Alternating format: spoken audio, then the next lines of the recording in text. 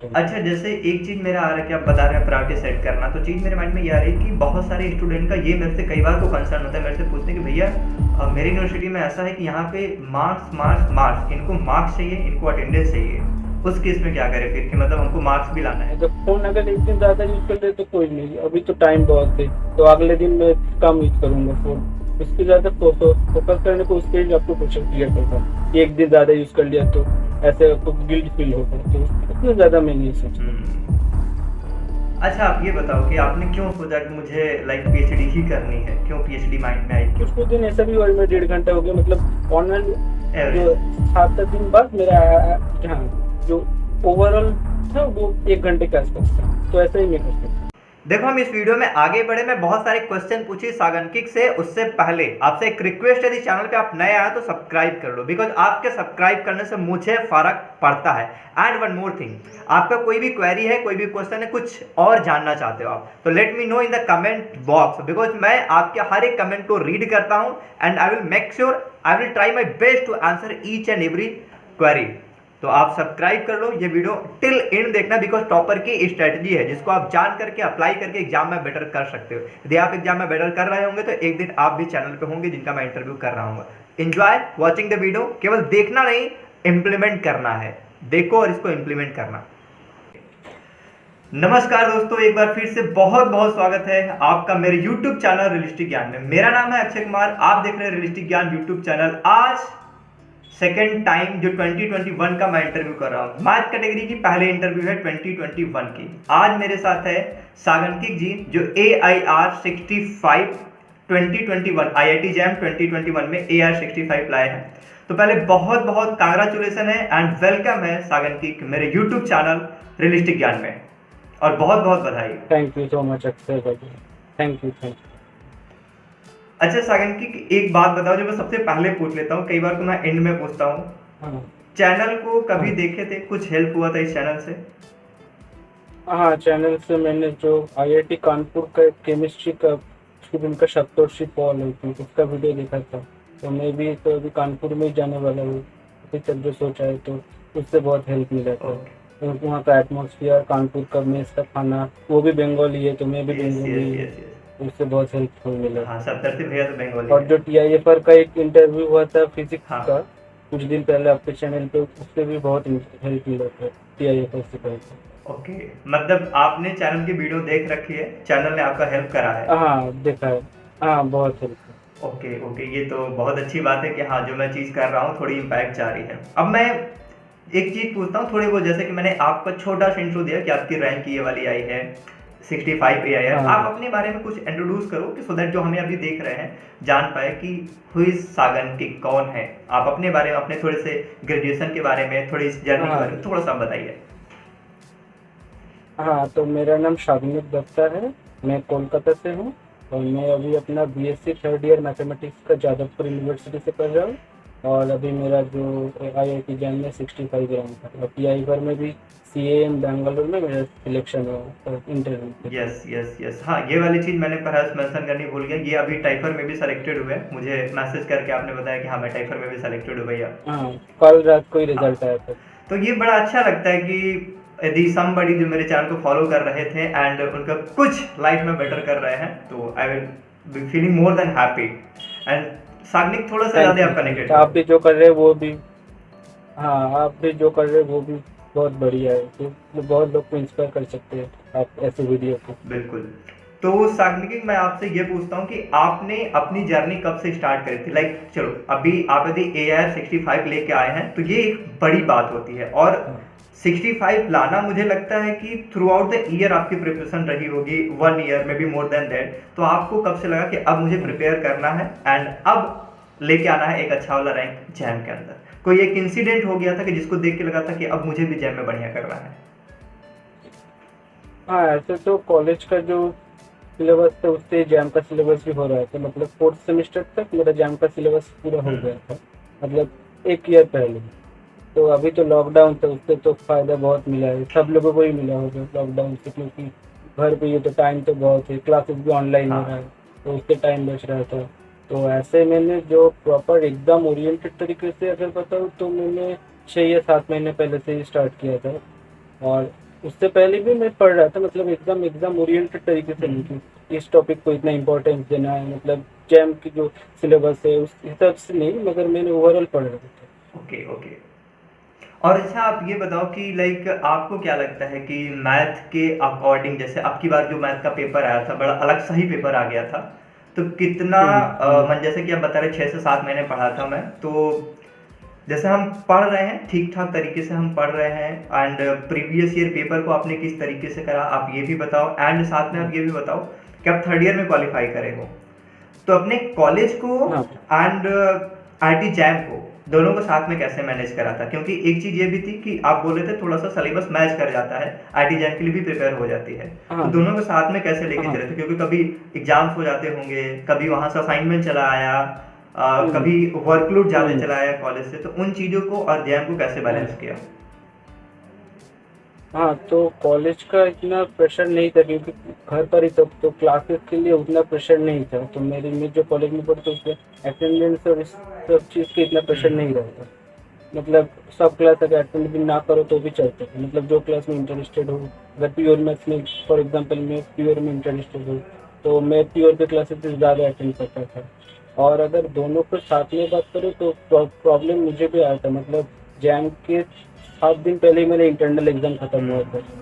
मतलब जैम तो 14 को था और उसके 9 तारीख भी मेरा एग्ज़ाम था, और 17 या 18 तारीख से फिर मेरा सेमेस्टर भी स्टार्ट होता था जो टी आई पर के 3 दिन पहले खत्म। तो और प्रॉब्लम इस तरह का आता था कि फोर्थ सेमेस्टर तक जैम का सिलेबस हो जाता था, मगर जब जैम एग्ज़ाम होता है तो कॉलेज में फिफ्थ सेमेस्टर चल रहा था जिससे कोई भी सिलेबस मैच नहीं कर रहा।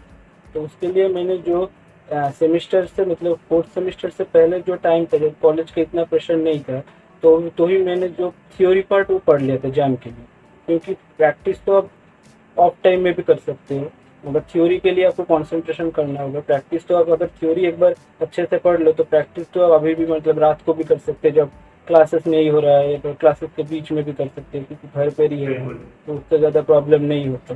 तो इस चीज़ को मुझे इस साल बहुत हेल्प मिला लॉकडाउन के कारण, इसलिए मैंने 6 मंथ में इनफ था आई थिंक मेरे लिए। हाँ हाँ, जो आप अभी जैसे ना ये क्वेश्चन पूछने का मेरा पर्पज यही होता है कि बहुत सारे स्टूडेंट को लगता है कि मैं साथ में मैनेज नहीं कर पाता हूँ। हाँ ये है दिक्कत, जैसे आप बता रहे हो कि एग्जाम के 7 दिन पहले तक मेरा भी इंटरनल था, उसके बाद भी मेरा एग्जाम था, हाँ तो एनी हाउ हाँ आपको उस प्रेशर के अंदर आके दोनों चीजें साइमल्टेनियस करनी पड़ेंगी, कुछ को थोड़ी सेक्रीफाइसेस भी हाँ, करनी आपको पड़ेंगी। ऑप्शन तो नहीं था। हाँ, क्योंकि आपको सोचना है कि आपको पहली प्रायोरिटी कौन सी है, मगर जैसे मेरे लिए जैम पहली प्रायोरिटी था, तो अगर कॉलेज में 2-3 मार्क्स कम भी आ जाए तो भी फर्क नहीं पड़ता। अगर जैम में 2-3 मार्क्स कम आ जाए तो रैंक बहुत गिर हाँ, सकता है, क्योंकि मेरा 59 समथिंग मार्क्स थे, 65 थे, तो अगर वो 10 मार्क्स कम हो जाता तो रैंक बहुत वो पीछे हजारों में निकल चली जाता। जाती। तो आपको प्रायोरिटी सोचना है। हाँ, तो आपको प्रायोरिटी पहले सोचना है कि आपको कौन सा, अगर आप थोड़ा सा भी लूजली पढ़ सकते हो तो किस में आप सेकंड प्रायोरिटी आपकी है, उस आई थिंक मेरे हिसाब से बहुत इंपॉर्टेंट है। अच्छा, जैसे एक चीज़ मेरा आ रहा है कि आप बता रहे हैं प्रायोरिटी सेट करना, तो चीज़ मेरे माइंड में ये आ रही है कि बहुत सारे स्टूडेंट का ये मेरे से कई बार को कंसर्न होता है, मेरे से पूछते हैं कि भैया मेरी यूनिवर्सिटी में ऐसा है कि यहाँ पे मार्क्स मार्क्स मार्क्स, इनको मार्क्स चाहिए, इनको अटेंडेंस चाहिए, उस केस में क्या करें फिर, कि मतलब हमको मार्क्स भी लाना है, लाइक जो मैंडेटरी है एक 55% 60% लाना, एक नॉर्मल उतना आप लाते हो तो बहुत हाँ। सारे एग्जाम के लिए आप एलिजिबल होते हैं, हम्म। लाइक जैम के लिए 55 एलिजिबल। 60% ये चाहिए, तो एटलीस्ट आप चलो 60 ला रहे हो, हाँ बट कई बार को कई सारी यूनिवर्सिटी में 60 लाना भी टफ हो जाता है, लाइक वो टीचर नंबर ही नहीं हाँ दे रहे हैं, तो उस केस के वहाँ के बच्चे फिर क्या करें? हाँ, तो ऐसे तो मेरे कॉलेज में मार्क्स बहुत ही अच्छा मिलते हैं, मतलब 90 तो बहुत सारे स्टूडेंट्स को मिलता है, 90% हाँ। सेमेस्टर भी ऑनर्स में। तो अगर जिस भी कॉलेज में ऐसा प्रॉब्लम है तो आई थिंक जो पहले जो कॉलेज का जो जब भी क्लास हो रहा है उसके बाद अगर क्लास खत्म हो जाए तो जो सर लोग पढ़ा रहे हो मैडम लोग, तो उसके बाद ही उसका जो प्रैक्टिस है वो अगर कई बार कर लो तो दिमाग में रह जाता है। अगर आप 1 महीने तक कॉलेज का कुछ भी नहीं पढ़ते तो, और अगर एग्जाम से 7 दिन पहले बैठते तो फिर आपको सब प्रॉब्लम आ सकता है, प्रेशर भी क्रिएट हो सकता है। मतलब जो भी करना है कंसिस्टेंसी मेंटेन करके करना है। हम्म। अगर जैम का भी पढ़ रहे हो तो ऐसे 6 महीने अचानक एक दिन 12-14 घंटा पढ़ लिया तो उसके बाद 3 दिन नहीं पढ़ा, ऐसा भी नहीं हो सकता। अगर जो भी पढ़ना है कि 4 घंटे जैम के लिए पढ़ूंगा, 4 घंटे कॉलेज के क्लास करूंगा और 2-3 घंटे कॉलेज के लिए भी निकाल लूंगा, तो ऐसे बैलेंस करके चलो। हम्म। और ना जैसे मुझे क्या लगता है कि जैसे जिसके कॉलेज में ये वाली प्रेशर है, मतलब मार्क्स चाहिए, अटेंडेंस हम्म, चाहिए, उनको थोड़ी ज़्यादा एफर्ट देनी पड़ हम्म। जाएगी यदि एक नॉर्मल हाँ कॉलेज से है तो तो। उसके अपने ऊपर है, हाँ वो तो उसके अपने ऊपर है, तो उसमें तो आप कुछ कर नहीं हाँ। सकते। करना तो दोनों ही होगा। कॉलेज में अगर एलिजिबल नहीं तो जैम देकर भी जैम का अच्छा रैंक भी कोई फायदा नहीं है अगर कॉलेज में 60% नहीं बन रहा। मतलब एफर्ट हमको ज़्यादा देनी पड़ जाएगी। तो अभी मैं इसी वीडियो के थ्रू हाँ। आपको बताता हूँ कि आप नॉर्मल कॉलेज से हैं, तो मुझे पता है कि जो बंदा एक नॉर्मल कॉलेज में पढ़ रहा होता है उसको ज़्यादा एफर्ट देनी पड़ती है, तो आप ज़्यादा एफर्ट दीजिए हम्म। जितना देना पड़ रहा है। अब उस केस में मैं आपको और हर कोई आपको ज़्यादा अप्रिशिएट कर रहा होगा कि एक नॉर्मल जगह से जहाँ पे आपको बहुत ज़्यादा प्रेशर में डाला गया था वहाँ से आप निकल के अच्छा कर रहे हैं। जैसे सागन की आपके वाले केस में थोड़ा सा प्लस पॉइंट था। हाँ ये मेरे कॉलेज में जो पढ़ रहा था जो टीचर पढ़ा रहे थे, तो मैंने एक सेट कर लिया कि सुबह उठकर कॉलेज का पढ़ूंगा और दोपहर और शाम को जैम का पढ़ूंगा, क्योंकि सुबह उठकर दिमाग फ्रेश रहता है, तो कॉलेज का जो नया टॉपिक पढ़ा रहे तो उसको अंडरस्टैंड करने में भी ईजी हो सकता है कंपेरेटिवली। और जैम का तो मैंने लास्ट 2-3 से प्रैक्टिस ही किया था प्रीवियस ईयर का, तो वो तो आप दोपहर को भी जब ऑफ टाइम में भी कर सकते हैं, शाम को या रात को। ये अपने अपने ऊपर है, आप किस तरीके से आप कंफर्टेबल हो तो आप इस तरीके से कर सकते हैं। अच्छा सागंकिक, आप एक बात बताओ ना, जैसे कई बार का क्वेश्चन होता है, क्वेश्चन ये होता है ना कि लाइक एक इन्वायरमेंट, जैसे आप जिस कॉलेज में थे वहाँ पे अवेयरनेस है जैम को लेकर के, बच्चे जैम के लिए प्रिपेयर कर रहे हैं, तो एक एक सबका माइंडसेट बन जाता है कि यार हमको आईआईटी में जाना है, प्रोफेसर भी सपोर्ट कर रहे हैं, दोस्त भी उसी चीज़ की प्रिपेयर कर रहे हैं, तो जाने अनजाने में हम एक रेस के पार्ट बन, रेस के पार्ट कहने का मतलब यहाँ पे ये है कि जो बहुत बेटर चीज़ है जैम, वो जैम के लिए हम पढ़ रहे हैं, कर रहे हैं। बट एक नॉर्मल कॉलेज का बच्चा जिसको नहीं पता है, अकेले वो तैयारी कर रहा है, उसके केस में एक डिफ़िकल्टीज आती है कि पता ही नहीं है, कोई जैम के लिए पढ़ ही नहीं रहा। आपके कॉलेज में कैसा माहौल था और उसका क्या हेल्प रहा, उस एटमॉस्फेयर का, यदि पॉजिटिव वाला माहौल था तो? हाँ तो ऐसे तो कॉलेज में तो 1 साल से कोई क्लास नहीं हुआ, तो ऐसा तो कॉलेज में दोस्तों के साथ तो अभी 2-3 बार ही मुलाकात हुआ है 1 साल में।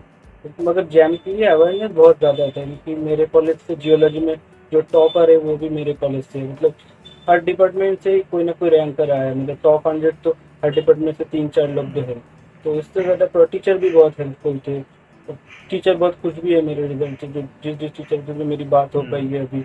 और फ्रेंड्स भी बहुत हेल्पफुल थे। मगर जब मुझे कुछ डाउट होता था, क्योंकि घर पर ही तो ज़्यादा कुछ तो कर नहीं सकते, तो हम लोग आपस में कुछ डिस्कस कर लेते थे ऐसे कॉल करके। तो अब तो कोई ऑप्शन भी नहीं था मेरे पास, तो घर पर ही था। बुक्स भी इतना ज़्यादा नहीं था। हम्म। अच्छा, जैसे बुक्स का नाम ले तो मुझे एक क्वेश्चन ख्याल आ रहा है कि आपने कौन कौन सा बुक फॉलो करा हम्म, था आईटी जैम मैथमेटिक्स के लिए, क्योंकि कॉलेज का हाँ तो पढ़ ही रहे थे, हाँ बुक कौन कौन सा फॉलो किए? हाँ कॉलेज। हाँ तो एक जो मेरे लिए प्लस पॉइंट था कि मैंने जो बुक्स कॉलेज के लिए पढ़ा था, मतलब जब जैम का टॉपिक्स कॉलेज में पढ़ा रहे थे फर्स्ट ईयर में या फिर सेकंड ईयर में, तो वही बुक जैम के लिए भी मैंने ऑलमोस्ट मोरलेस वही वो सब बुक ही पढ़ा था। जैसे ग्रुप थ्योरी की बात करें तो मैं जोसेफ गैलियन का बुक फॉलो किया था, और जो उसका एक्सरसाइज बहुत अच्छा होता है, हम्म। उसका हर चैप्टर में 80-90 प्लस कुछ क्वेश्चन होते हैं। तो मेनली तो प्रैक्टिस के ऊपर ही आपका एकदम आप कितने अच्छे से प्रैक्टिस करते हो। तो मैंने ग्रुप थ्योरी के लिए उसी एक ही बुक फॉलो किया था, इन पर्टिकुलर जैम के। और अगर लीनियर अलजेब्रा की बात करें तो मैं फ्रीडबर्ग का बुक फॉलो किया था और हॉफमैन कुंज का बुक फॉलो किया था। फ्रीडबर्ग का बुक का एक्सरसाइज भी बहुत हम्म। अच्छा होता है। और जो मेजर टॉपिक है रियल एनालिसिस, जिसमें से जब में इस साल तो बहुत ही ज़्यादा पूछ लिया, बट यूजुअली भी 35 मार्क्स पूछ हम्म। लेते हैं। इस साल शायद 50 पूछ लिया था। तो उसके लिए मैंने बार्टनी शेरबर्टी मेनली फॉलो किया था, और जो जितना भी प्रीवियस ईयर का क्वेश्चन हो सकते हैं, मतलब जैम का तो करना ही करना है। उसके अलावा भी जो TIFR, CMI, ISI या फिर DU BHU जितने भी एंट्रेंस एग्जाम होता है उस सब का क्वेश्चन प्रैक्टिस करता है, क्योंकि कॉलेज में तो सिर्फ सब्जेक्टिव टाइप का बिल्कुल। क्वेश्चन है, तो MCQ उतना नहीं आता था। तो जैम की सब एग्जाम में तो MCQ के लिए पढ़ना है, तो आपको MCQ क्वेश्चन के साथ भी यूज टू होना पड़ रहा है। तो उसके लिए मैंने जो प्रीवियस ईयर का जितना भी मुझे अभी ऑनलाइन में मिला था, तो उससे से ही पढ़ता था, तो भी PDF मिलता था या फिर असाइनमेंट। बिल्कुल। सागंतिक, आपने जो भी बुक के नाम बताए हैं, आप जो भी अभी नाम लिए कि हाँ मैंने ग्रुप 3 के लिए वाली पढ़ी एंड लीनियर हम्म, अलजेब्रा के लिए वाली पढ़ी, फिर रियल एनालिसिस के मैंने ये पढ़ी, वो सारे बुक का लिंक मैं आपको डिस्क्रिप्शन बॉक्स में दे दूंगा। वो अमेजन की लिंक हो सकती है कि जो भी नेक्स्ट ईयर प्रिपेयर करना चाहते हैं, बिल्कुल उन बुक्स को आप चाहे उसके ऑनलाइन, लिए बहुत हेल्पफुल होगा। हाँ, आप उन बुक्स को फॉलो कर लीजिए, क्योंकि टॉपर्स भी एकदम सॉलिड वाली चीज़ फॉलो कर रहे हैं, तो आप भी उसको फॉलो कीजिए, बेटर कर पाएंगे। ओके, अभी जैसे बीच में आपने एक चीज़ बोला था कि आपको कंटिन्यू बेसिस पे पढ़ते रहना होगा, तो कैसे हाँ। मेंटेन किया? और मैं बताता हूँ, ये बहुत डिफिकल्ट होती है। इवन मैं यूट्यूब की वीडियो क्रिएट कर रहा हूँ, चाहे कोई सा भी काम कर रहे हो, चाहे पढ़ रहे हो, कंटिन्यूटी मेंटेन करना रियली में टफ है। कैसे मेंटेन किए? क्यों दिक्कत नहीं आई आपको? कि आपको भी दिक्कत तो आई होगी, आई हो, मेंटेन कैसे हाँ, किए कंटिन्यूटी? कंटिन्यूटी के लिए पहले पहले इतना मन नहीं लगता था, मतलब कोई भी एक पढ़ लिया 2-3 घंटे, फिर उसके बाद बोर होने लगता था। सबके साथ ही ऐसा ही होता है। तो धीरे धीरे मैं क्या करता था, मैं जब भी थोड़ा पढ़ते पढ़ते बोर हो जाता था, तो मैंने जो थ्योरी पढ़ते जाओगे आप बोर हो सकते हो। प्रॉब्लम तो आपका था, कुछ ना कुछ बोर्ड में लिखना होगा या फिर पेपर पे लिखना होगा, तो उससे ज़्यादा नींद भी नहीं आता। क्योंकि थ्योरी अगर सिर्फ बुक की तरफ मुँह करके बैठे रहने से तो नींद भी आ जाता है, अब जब भी बैठे। तो इसके लिए मैंने कुछ ऐसा सोचा था कि अगर बोर हो जाओ तो मेरा कुछ नया टाइप का प्रॉब्लम सोचता था, मतलब जो भी कुछ अननोन प्रॉब्लम है जो मेरे से पहले सॉल्व नहीं हुआ था, तो उस टाइप की प्रॉब्लम करता था मैं। तो अगर वो चीज़ अगर अच्छी होने लग गई, मतलब प्रॉब्लम अगर मैं सॉल्व कर पाता था, तो और भी मोटिवेटेड होता था मैं। और ऐसे तो मुझे भी 2-3 बार ऐसा हुआ है कि मन नहीं है तो भी नहीं पढ़ता। अगर शाम को मन नहीं हुआ कि आज कुछ करने का मन नहीं, तो यूट्यूब में कुछ मूवीज और ये सब देखता था। मतलब पूरा 6 महीने एकदम कंटिन्यू के साथ पढ़ना मुश्किल हो सकता है थोड़ा। अभी भी तो मैं ऐसे ही करता हूँ, जब से कर रहा हूँ ऐसे ही करता लेकिन फिर ये बताओ कि जैसे कि कंटिन्यूटी ब्रेक करते हैं ना, जब हम एक कंटिन्यूटी एक बार को ब्रेक करते हैं, फिर उस वाले जोन में आने में ना हूँ। कई बार को लोगों को टाइम लग जाता है कि उस फ्लो में टाइम। जाके हम पढ़ रहे हो। फिर तो ये वाली दिक्कत आपके साथ भी हुई होगी कि उस वाले फ्लो में एंटर करना, जब भी थोड़ा ब्रेक कर रहे थे। हाँ, तो जब भी मैं ब्रेक करता तो मुझे ये चीज़ दिमाग में था कि ज़्यादा नहीं करना है, मतलब अगर एक दिन नहीं पढ़ा तो ठीक है, मतलब अगर हाफ डे नहीं पढ़ा सिर्फ कॉलेज के क्लास के, मगर उसके साथ मैं सब मेरा सब टाइम दिमाग में सही था कि अगर एक दिन नहीं पढ़ता तो उस जो नेक्स्ट डे उसके जो एक दिन का नहीं पढ़ा वो पहले पढ़ना है। तो इससे मैं ऐसे मतलब 2-3 दिन ऐसा कभी भी नहीं किया है, मतलब एक दिन बुक को हाथ नहीं लगाई या फिर कुछ थ्योरी नहीं पढ़ा, ऐसा मैंने आज तक नहीं किया। मतलब एग्जाम होने के बाद भी ऐसा नहीं करता, क्योंकि फ्लो में अगर आप एक बार आ जाओ तो फिर बहुत आसान होता है हम्म। पढ़ना। एक बार फ्लो से डिस्कनेक्ट होने के बाद बहुत प्रॉब्लम हो बिल्कुल। सकता है, जो हर किसी के साथ ही ऐसा ही होता है। 7-8 दिन लग जाते हैं, कुछ समझ हम्म। नहीं आता। और फ्लो में रहते हो तो वो सब चीज़ें आपको 3-4 दिन में समझ आती बिल्कुल। अच्छा, सागंतिक ये बताओ कि जैसे कोई ऑनलाइन में इतना सारा चीज़ अवेलेबल है, उस फ्लो को आप मेंटेन करके पढ़े, इतना बड़े बड़े distraction, social media joint available है, फेसबुक है, इंस्टाग्राम है, इवन आज कई बार तो यूट्यूब भी है। आपके लिए डिस्ट्रैक्शन का काम करता है। कोई ये वाली इंटरव्यू देख रहा है, नीचे कोई एंटरटेनमेंट का आपको कंटेंट दिखा देगा, क्लिक करके उधर चले गए। तो हाँ। इतनी डिस्ट्रैक्शन भरे माहौल में देखो, मुझे ये तो पता है कि एनी हाउ आपको करना ही पड़ेगा डिस्ट्रैक्शन को अवॉइड, हाँ, वो तो कोई है। इसका ऑप्शन नहीं है। बट किस तरीके से अपने आप को रोकते थे? वो क्या चीज़ थी जो बार बार याद दिलाते थे, नहीं नहीं सागन की करना है, करना है, बढ़िया रैंक लाना है? क्या चीज़ थी जो मोटिवेट रखती थी? इनको अवॉइड करो, स्टडी पे फोकस करो। वो आपका फैमिली का कोई सिचुएशन हो सकता है, आपका कोई मोटिवेशन हो सकता है, या फिर कह ले आपके इन्वायरमेंट का रोल हो सकता है, क्योंकि कॉलेज सपोर्टिव वाला था, कॉलेज के मतलब फ्रेंड्स जो थे, आप कभी कॉल पे बात करके उनसे क्वेश्चन वगैरह सॉल्व कर रहे हैं, ये हो सकता है। मतलब क्या रियल मोटिवेशन आपके लिए था? क्यों आपको आईआईटी में जाना था? कैसे आप मोटिवेटेड रह पाए, उनसे अलग रह पाए जो भी डिस्ट्रैक्शन थी? हाँ, तो सोशल मीडिया तो सबका है, मेरा भी फेसबुक, इंस्टाग्राम, व्हाट्सएप, टेलीग्राम, सब जो जितना जितना हो सकता है सब सोशल मीडिया मेरा भी है, जो एग्जाम के टाइम पे भी था, अभी भी है। तो ऐसा मैंने कुछ अचानक से बंद भी नहीं कर सकते। तो अगर आप फॉर एग्जाम्पल आप फेसबुक या व्हाट्सएप अचानक से बंद करते हो तो दिमाग से उसके बारे में सोचने लगता है, तो फिर इधर भी नहीं होता उधर भी नहीं होता। तो मेरा तो यही था कि मुझे जो पढ़ना है वो तो पढ़ना ही। मैंने फेसबुक पर टाइम थोड़ा कम कर दिया था, मतलब फेसबुक पे एक जगह सेटिंग्स में जैसे डेली कितना हाँ यूज़ हाँ। करते हो फेसबुक वो देख सकते हो। तो वो मैं हर हफ्ते मेंटेन करता था कि हर डे मेरा 1 घंटे से ज़्यादा फेसबुक नहीं होना चाहिए। कुछ कुछ दिन ऐसा भी हुआ मैं 1.5 घंटा हो गया, मतलब ऑनलाइन जो एवरेज।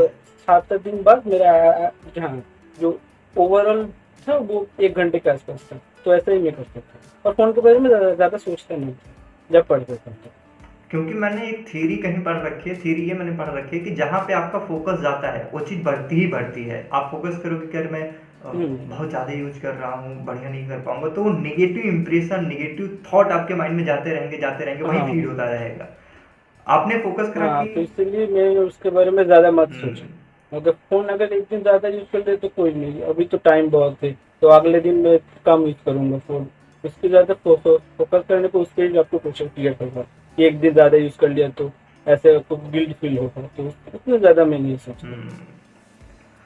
अब जैसे मैं और भी एक चीज़ पूछता हूँ कि क्या है आगे का, क्या सोच रखे हो आपकी, लाइक मुझे अब आगे ये चीज़ करनी है, क्योंकि अभी आईआईटी में जाओगे तो एक डिफरेंट एटमॉस्फेयर क्रिएट होने वाला है, एक डिफरेंट सी हुँ। लाइफ आने वाली है, एक डिफरेंट ब्रेन्स मिलने वाले हैं। तो आपने ऑल दो पहले से हुँ। कुछ सोच रखा होगा कि मुझे आईआईटी में जाना है, मुझे ये करना है, देन आफ्टर मुझे ये चीज़ करनी है, क्या प्लान करे हो और उसके पीछे क्या थॉट प्रोसेस लिए हो कि मैं ये सोच करके ये चीज़ें प्लान करा हूँ। हाँ, तो अभी तो मेरा जो अभी तो काउंसलिंग स्टार्ट नहीं हुआ है, मगर अगर मैं आईआईटी कानपुर जॉइन करता हूँ तो मेरा तो अभी पीएचडी का ही इच्छा है। मैं ज़्यादा मैंने नहीं सोचा कि उसके ऊपर पीएचडी करूँ, ये सब तो अभी तो कुछ नहीं पता कुछ भी। अभी तो बीएससी भी कंप्लीट नहीं हुआ है। तो मेरा तो प्योर मैथमेटिक्स में इंटरेस्ट है अभी ज़्यादा। तो अगर आईआईटी जॉइन कर लूँ तो यूट्यूब पे से ये सब देखा है कि आईआईटी पे क्या प्रोस्पेक्ट है, और जो पीएचडी के लिए या फिर उसका उनका एटमॉस्फेयर कैसा है और फैकल्टी, ये सब मैंने बहुत देखता था। इससे भी कुछ मोटिवेटेशन मोटिवेशन मिलता था जब पढ़ता था, तो आईआईटी का हॉस्टल वगैरह और आईआईटी का कैसा माहौल होता है, कैंपस कैसा होता है, ये सब भी बहुत देखता था। तो उससे कुछ कुछ आइडिया ओवरऑल था, मगर अभी तो जाने के बाद ही डिटेल्स में पता चलेगा कि अंदर का क्या है। ओवरऑल थोड़ा यूट्यूब से हेल्प मिला है। अच्छा, आप ये बताओ कि आपने क्यों सोचा कि मुझे लाइक पीएचडी ही करनी है, क्यों पीएचडी माइंड में आई, क्यों? क्योंकि मैं देखता हूँ जो बंगाल कलकत्ता वाले लोग हैं ना, ये लोग थोड़े स्टडी को लेकर के ज़्यादा ओरिएंटेड है, ज़्यादा फोकस्ड है, कल कि जस्ट मुझे पढ़ना ही हम्म, पढ़ना है, बढ़िया पढ़ना है, बढ़िया करना है। ये मैं नोटिस कर रहा हूँ, वहाँ वाले लोग बहुत मतलब हाईली ओरिएंटेड है स्टडी को लेकर के। क्या मतलब क्यों आप पीएचडी हाँ, करना ये का चाहते हो? आई थिंक यहाँ पर जो कॉलेज है, जो स्टडी स्ट्रक्चर है, जो जिस तरीके से पढ़ाता तो उसके हिसाब से आई थिंक, क्योंकि कोलकाता से अभी जो जैम का 7 सब्जेक्ट है उसमें 4 टॉपर कोलकाता से ही हम्म, है। जियोलॉजी, इकोनॉमिक और बायोटेक्नोलॉजी, स्टैटिस्टिक्स का। तो ऐसे ही जो टॉपर लोग हैं और जो भी आ रहा है तो कोलकाता से ही ज़्यादा आ रहे हैं, स्पेशली इस साल के। तो आई थिंक यहाँ का जो स्टडी स्ट्रक्चर है वही ऐसे आपको सोचने में मजबूर करता है, क्योंकि कॉलेज में तो आप मार्क्स की कुछ नोट्स पढ़ के भी ला सकते हैं, मगर जो डीपली सोचना होता है और फिर क्वेश्चन प्रैक्टिस करना, मोटिवेटेड करना, आई थिंक यहाँ का जो ओवरऑल एटमोसफेयर है उससे ही आता है। तो जो कई बार को लोग बोल रहे होते हैं ना कि मुझे ऐसा माहौल नहीं मिला, तो आई एग्री। वो आपका एटमॉस्फेयर, आपका जो कल्चर बन जाता है वो बहुत सपोर्ट कर रहा होता है। जैसे कि मैं बीएचयू से पढ़ा हूँ, हम्म। तो बीएचयू का भी कल्चर ऐसा ही है कि हम हम्म। जैन के लिए पढ़ रहे होंगे कि हमारे प्रोफेसर खुद बोलते हैं कि बेटा आप हमारे यहाँ, कोई बच्चा बोलेगा कि मुझे आपके यहाँ इंटर्न करनी है, मुझे आपके यहाँ लैब वर्क करनी है, तो टीचर बोलेंगे बेटा मेरे यहाँ ना करके इससे बेटर आप आईआईटी में ट्राई करो, आईजर में ट्राई करो, टाइफर में ट्राई करो, वहाँ ट्राई करो, खुद हम रिकमेंड कर रहे हैं। तो वही एक हम्म। क्यूरियोसिटी बच्चे के अंदर आती है कि यस यार मेरे प्रोफेसर सपोर्ट कर रहे हैं, I have to go there, मुझे बेस्ट परस्यू करना है। हम्म। तो ये वाला है कि जो माहौल का फ़र्क तो पड़ता है। इसलिए आप जहाँ कहीं भी पढ़ रहे हो, हम्म। जो चीज़ें भी एक जैसे भी माहौल में अभी हो, थोड़ी बहुत मेरी वीडियो के थ्रू चाहे यूट्यूब से कैसे भी आपको अवेयरनेस मिल रही है, तो आप बेस्ट परस्यू करने का सोचो कि मुझे बेस्ट जगह जाना है। आप जिस भी माहौल में, मे बी बहुत टॉपर वाली बहुत ब्रिलियंट स्टूडेंट हो, बट उससे बेटर परस्यू करने का सोचो। मेरा ऐसा मानना है। और अगर माहौल ऐसा ना भी मिले तो सब कॉलेज में तो ऐसा नहीं है कि माहौल मिलेगा।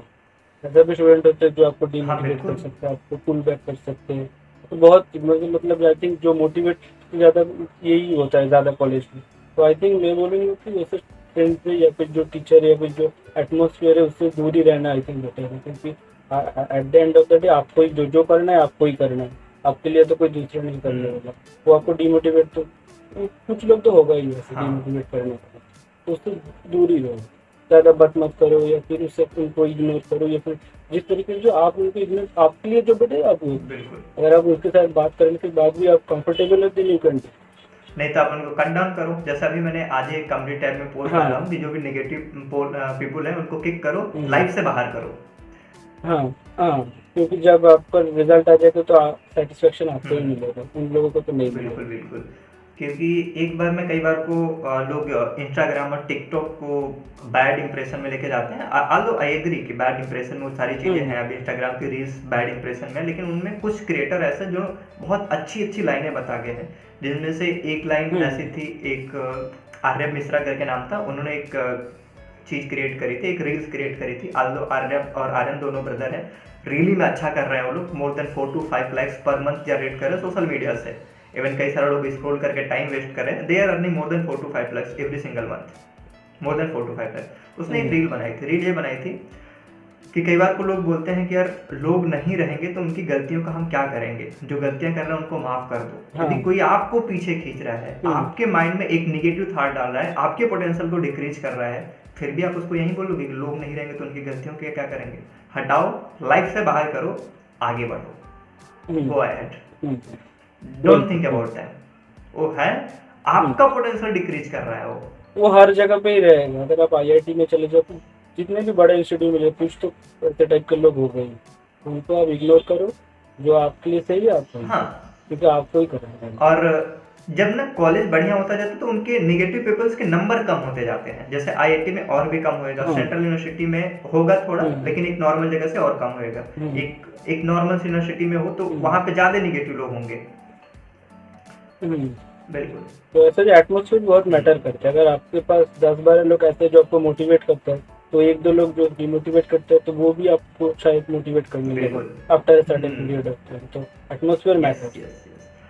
अब एक चीज जो लास्ट क्वेश्चन होगी इस वीडियो का, कि आप क्या मैसेज देना चाहेंगे उन एस्पिरेंट को जो राइट नाउ इस वीडियो को देख रहे हैं और आईआईटी जैम में बढ़िया करना चाहते हैं।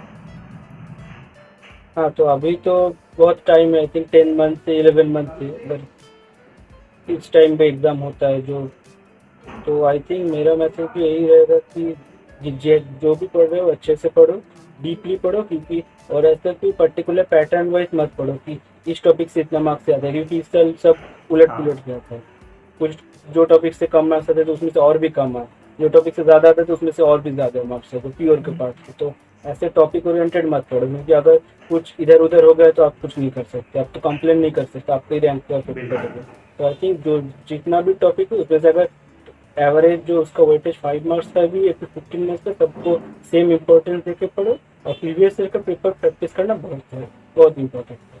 जो भी प्रीवियस ईयर का जितना भी गेट का भी पेपर आप कर सकते हो, या फिर स्टैटिस्टिक्स का पेपर भी कर सकते हो, जो मैंने किया था। स्टैटिस्टिक्स का जो मैथ का पेपर था वो जैम से सिलेबस मैच कर रहा है, तो मैं मतलब जितनी तरीके से मुझे प्रीवियस ईयर का क्वेश्चन मिलता तो मैं करता था। और आपके लिए डेडलाइन सेट कर लो कि इसके अंदर ही मुझे ये सब कंप्लीट करना है, फिर आपको उसका बाद में और भी पढ़ना होगा, क्योंकि कॉलेज का भी सिलेबस को आपको मेंटेन करना होगा। तो आई थिंक वो दो चीज़ को कंटिन्यूअसली आपको करना है। मतलब आप डेडलाइन सेट करके पढ़ते जाओ एंड प्रीवियस ईयर पेपर को साथ में देखो, इस तरीके से चीजें करते जाओ। जितना ज़्यादा प्रीवियस ईयर आप करोगे उतने ही आपके लिए बेहतर है। ओके, आई होप कि हमने इस वीडियो में एक ओवरऑल इन्फॉर्मेशन आपकी स्ट्रेटेजी के थ्रू दी है। And thank you so much हमारे साथ जुड़ करके ये बातें शेयर करने के लिए। Thank you. बहुत सारे एस्पिरेंट को हेल्प। थैंक यू अक्षय भाई। बिल्कुल बिल्कुल, थैंक यू सो मच। मिलूंगा आपसे किसी और वीडियो में जहां पे मैं किसी और टॉपर से इंटरेक्ट कर रहा हूँगा या फिर कोई स्ट्रेटेजी टिप ट्रिक्स में दे रहा हूँगा। Till then bye bye, take care. Exam फोड़ के आना है।